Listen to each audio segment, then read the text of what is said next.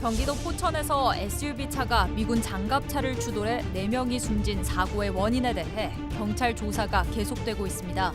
SUV 차의 전방 주시 소홀이 사고 원인으로 지목됐지만 미군의 안전규정 준수 여부 등도 확인 중인 것으로 알려졌습니다.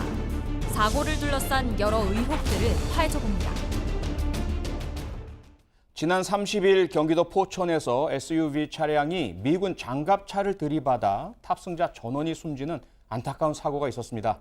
김준일 기자, 당시 사고 상황 설명 좀 해주세요. 8월 30일 오후 9시 30분쯤인데요. 네. 포천시 미팔군 로드리게스 사격장 인근의 도로인데 네. 이제 장갑차가 가고 있는데 SUV 차량이 뒤에서 들이받은 거예요. 그리고 SUV 차량에는 50대 남녀 4명 부부 두 쌍이 타고 있었는데 병원으로 이송됐으나 모두 숨졌습니다. 그리고 장갑차 운전병은 가볍게 부상을 당하고 장갑차의 궤도 일부가 이제 이탈한 정도라서 워낙 장갑차는 튼튼하기 때문에 그래서 굉장히 빠른 속도로 뒤에서 이게 있는지를 모르고 차 운전을 하다가 들이박아서 사고가 났다 이렇게 지금 보고 있습니다. 예. 박준 변호사, 지금 있는 줄 모르고 장갑차가 앞에 있는 줄 모르고 야간에 껌껌하니까 들이받았다. 그런데 지금 일단 나오는 이야기는 운전자의 전방 주시 의무 위반 이 얘기가 좀 나오고 있습니다. 기본적으로 앞차하고 뒷차가 추돌한 형식입니다. 정차는 되지 않았지만 추돌 형식이기 때문에 어두운 상황에서 앞을 정확하게 보지 못하고 또 그 도로 자체가 곡선이 없는 직선 도로라고 많이 얘기를 합니다. 그러다 보니까 속도를 상당히 냈을 것으로 추정을 하고요. 그래서 장갑차하고 부딪혔는데 문제는 이 장갑차 같은 경우도 저도 뭐 이제 기계화 부대에서 좀 장교로서 근무를 그랬다면서요? 법무관이라서 뭐 작전 수행을 하진 않지만요. 법무관들이 가장 군대 얘기 많이 하시던데요. 기계화 사단에서 이제 법무참모를 해서 관심이 좀 많았었는데 이 작전 차량이 작전 뭐 전차라든 작전 장갑차 같은 경우를 뭐 불을 켜놓고 깜빡깜빡 이래 가기는 좀 어렵습니다. 그렇죠. 그러니까 앞에 지금 제대로 가고 있는지 그런 부분을 뒷 차량이 SUV 차량이 못 봤을 가능성이 있고요. 좀 아쉬운 부분은 제가 기억하기로는 뭐 예컨대 이 보조원들이 있어요. 여기 지금 호위 차량, 호위 차량 아니면 이 뭐 경광등 같은 거 그런 걸 하거든요. 그 부분이 조금 아쉽긴 한데 그 부분은 지금 좀 확인이 되고 있는 상황입니다. 그러니까요. 그런데요, 김준일 기자, 일부에서는 언론 보도를 보니까 음주운전의 가능성 이런 게 또 제기가 되더라고요. 그 이유는 뭡니까? 일단 확정된 건 아닙니다. 명확한 거는 지금 조사 중에 있고요. 한 언론이 보도를 했는데 이 두 이제 50대 부부가 한 60대 부부의 집에 모여서 저녁 식사를 한 뒤에 이제 나왔다고 합니다. 근데 운전을 하는데 여기에서 어느 정도 술을 마신 것으로 지금 알려져 있고요. 그러니까 음주운전을 했다라는 거죠. 그렇게 있고 또 그 블랙박스를 보면은 약간 차가 비틀비틀하는 것들이 좀 찍혀 있다. 그래서 이게 좀 가능성이 있다라는 거고 그런 정황 증거를 보면은 여기가 시속 60km로 달려야 되는 곳인데 사고 당시에 100km로 달렸습니다. 그러니까 과속을 했다라는 거 한 가지 그리고 브레이크를 밟은 흔적이 없습니다. 그러니까 제동 장치 앞에 뭐가 나타나면은 급하게 밟아야 되잖아요. 근데 음주운전을 하게 되면은 그 속도가 굉장히 반응 속도가 느려지잖아요. 반응 속도가 느려지죠. 그러니까 아무래도 음주운전을 한 것이 아니냐라는 추정이 지금 나오고 있는 그런 상황입니다.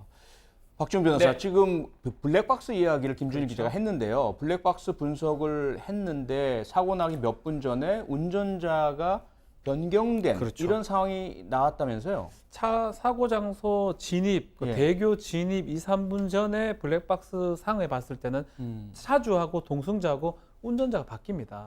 또 그 와중에 블랙박스 안에 차량 안에 어떤 대화 같은 게 지금 포착이 됐는데 좀 꺼져 있긴 한데 뭐 그 부분은 뭐냐면 좀 나무라는 모습이거든요. 뭐 비틀거리면서 혹시나 뭐 음주 부분 지금 얘기했던 거하고 그래서 혹시 운전자 바꾼 게 아니냐 그런 얘기도 지금 문제 제기가 되고 있습니다.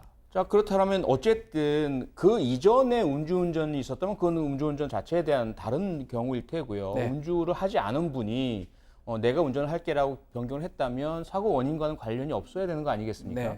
물론 이제 과속이 나와서 과속 부분이야 또는 과실이 인정된다 하더라도 과실로 인한 그러한 뭐 사고 책임이라는 것은 지금 이런 모든 것들이 음주까지 포함된 모든 책임보다는 경감돼야 될 텐데 맞습니다. 여기서 한 가지가 그럼 운전자 측은 그렇고요.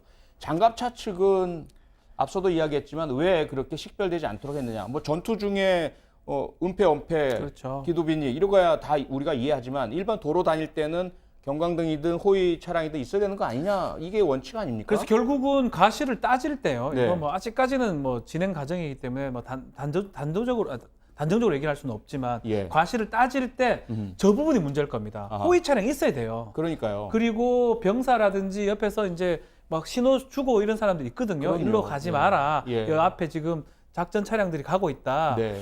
그런 부분들을 지금 못했던 것 같아요. 경찰 관계자도 이 호위 차량 없이 지금 움직였던 게 확인이 됐다라고 하거든요. 네. 안전 조치를 좀 취했는지 이 부분도 지금 확인한다고 그러고요. 예, 예. 근데 이제 문제는 뭐 깜빡이 같은 거는 없어요. 없죠. 있을 수가 없죠. 깜빡이 있으면 예. 그 저기 그럼요. 됨사를 있을 수가 치죠. 없죠. 예. 대신에 반사판은 있습니다. 음. 혹시나 오면 딱 할 수 있도록 예. 그 부분은 지금 확인을 좀 한다고 지금 얘기를 하고 있습니다. 네, 김준일 기자, 뭐 예. 이런 거 저런 거 모두 합쳐서 일단 뭐 명확하게 원인 밝혀지고 또 필요하다면 보상 조치라든지 이루어져야 될 텐데 예. 일단 주한미군 측에서는 국방부와 함께 애도를 표하고 어떤 후속 조치를 하겠다 이런 약속을 했다면서요? 예, 그 사망한 민간인 가족에게 조의를 표했고요. 네. 그리고 한국 정부의 조사에 적극 협조하겠다. 네. 그리고 해당 지역의 훈련까지 중단하겠다라고 발표를 했는데요. 아하. 아무래도 예전에 2000년대 초반에 효순이 미선이 사건 예. 거기에서 좀 안타까운 고압적인 태도로 미군이 나와서 그래서 예. 굉장히 큰 반발을 일으켰거든요. 그랬죠. 그거를 좀 의식해서 바로 이렇게 조치를 취한 것 아닌가 그렇게 추정이 되고 있습니다. 네. 네, 4명이 사망한 큰 사고입니다. 사고 원인이 명확히 규명되길 바랍니다.